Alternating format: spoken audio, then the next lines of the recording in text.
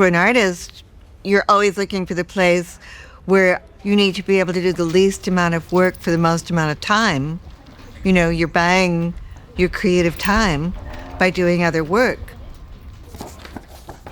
Well, my main project while being here is to start a new book, a short book that's been commissioned by Duke University Press called Closing. And it's a hybrid book somewhere between theory and fiction. And that's kind of an homage to a friend who passed away, who had a great career as a progressive local politician in Los Angeles and public interest lawyer. And I wanted to write about his life and work.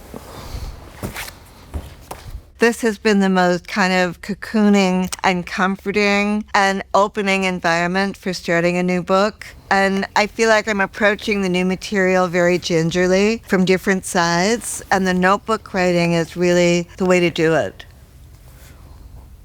When you're writing, there's a mental distance, there's definitely a time distance, and there's a physical distance as well. A lot of what I've been doing for the new book now is writing in notebooks.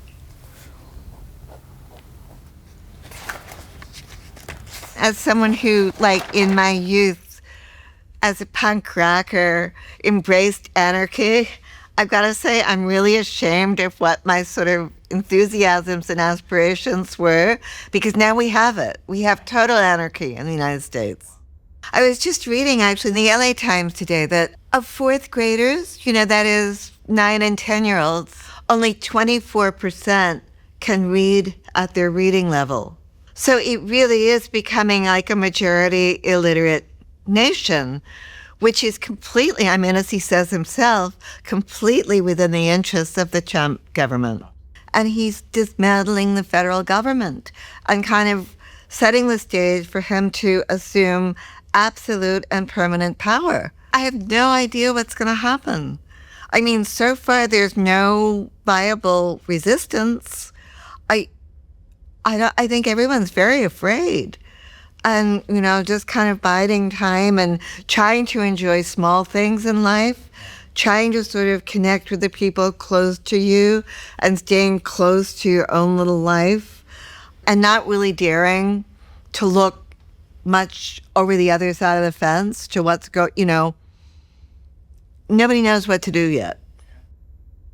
I don't know if writing is, you know, a counterpower, certainly not to Trump, but it's definitely a counterpower to the despair and apathy that Trump is trying to sow universally. I mean, writing brings us in touch with other lives and makes us empathize with other people in a very deep way. And that certainly is an antidote.